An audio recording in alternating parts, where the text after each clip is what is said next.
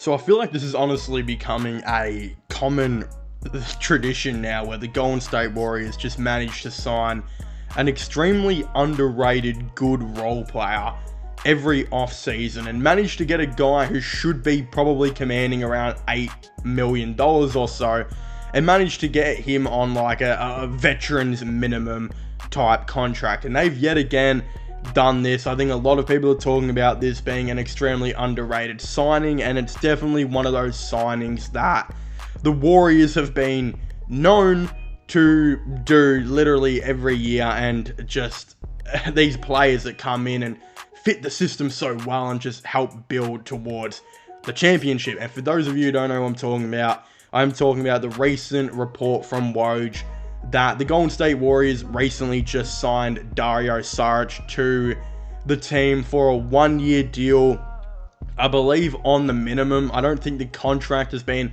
officially confirmed, but what I'm hearing right now, it is a minimum type deal, which is just absolutely insane because this dude not long ago, I think, was on like $11+ million or so per season. And again, only a year or two ago was regarded as being a very, very solid role player that a bunch of teams had definitely been calling for in the past. Again, issue with Dario Saric right now is he's had a year of injury concerns and just a really injury-riddled year that kind of left him out quite a bit, where I think he ended up getting traded to Oklahoma City, which I think a lot of people like myself just completely forgot about. Like, I don't think anyone knew he was playing for OKC. You could go to an OKC fan and ask them if they knew Dario Saric was playing for them, and they'd probably just walk away and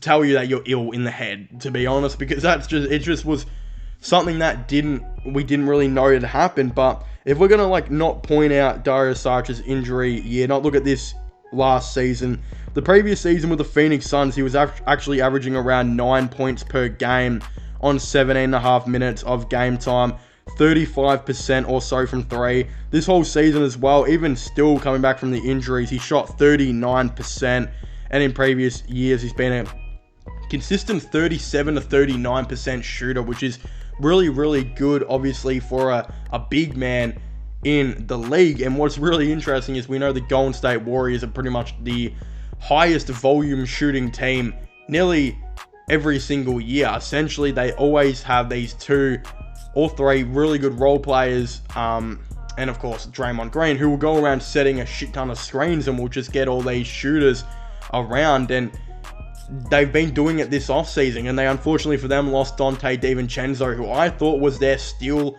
of last offseason. I got that true. I think DiVincenzo was one of the biggest steals of last offseason, and I ended up being right because this offseason he signed a 4-year, $50 million deal with the New York Knicks, and possibly going to be their future starting wing, if not one of the best 6-man probably in the league next season. Warriors always manage to find these really solid players, and I feel like Dario Saric is the type of dude who's probably going to come into this Warriors team and average around 17 and 20 minutes per night off the bench, while probably shooting the 37 to 38% from three, and have a consistent 8 to 10 points probably off that bench. And the Warriors just always manage to do this. They always manage to have one of the best 10 to 15 man rosters and rotations like in the league. Like, if we're going to look at their top 6 players, you've got the usual like Steph, Clay, Wiggins, Draymond, Looney, and now Chris Paul, which is crazy to think.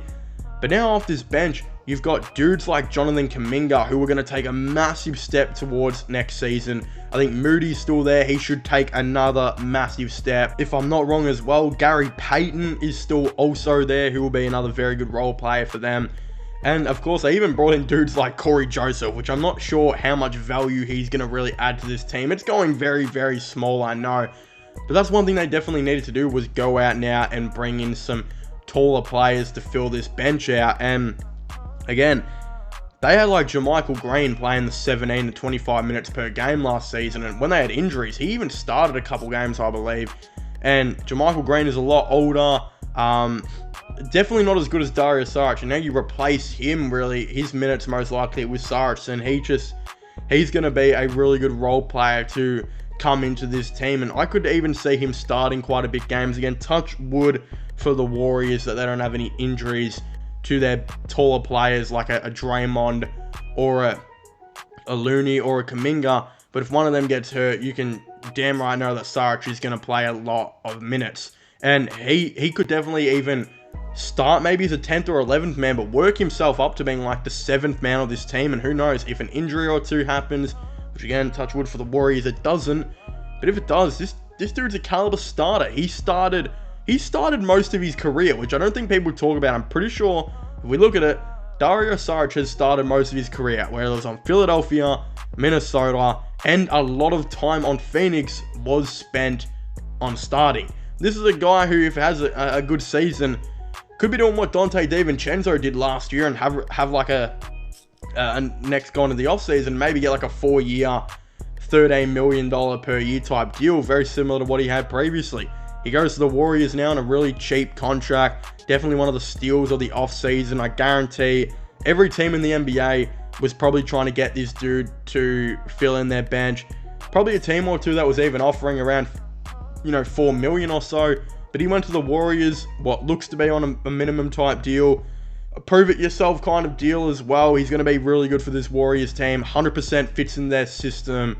Again, just a great shooter who's going to help out really, really good. And I think it's just amazing that they finally got some height. I think that's what Warriors fans have been wanting for a minute now, is to finally bring in a player who's, above 6 foot at this rate. Because, yeah, they got a really small team going in the next season. And if they didn't bring in a dude like Saric, I think they only had like 3 players above 6'8" or something crazy like that, which is just insane considering most teams usually have around 6 or so players above 6'8". So they're getting a little bit taller. Still probably got some ways to go. Not sure if a dude like Corey Joseph makes his final roster, but I find it's funny they also signed him. Weird considering they already have Chris Paul, who is he coming off the bench? Is Chris Paul coming off the bench for this Warriors team? Is that what's happening? Because a team of Chris Paul, Curry, Clay, Wiggins, and Draymond, it's a death ball lineup, but it seems very small. I don't know. I think I've heard rumors he's coming off the bench. Let me know, Warriors fans, down below, what you guys think they should do with Chris Paul. Do you start him? Do you bring him off the bench? I don't even know at this rate. But yeah, either way, I'm sure he'll do all right. But yeah, Dario Saric, good signing by the Golden State Warriors. Definitely don't forget to let me know your thoughts and opinions on this all down below. Do you guys think this was a good move by the Warriors, or do you guys think it wasn't? Subscribe to my gaming channel, my IRL/vlogging channel. Links for them will be in the description down below. But as I was saying, please make sure to leave a like, subscribe, and comment. And I'll see you guys next time. Goodbye.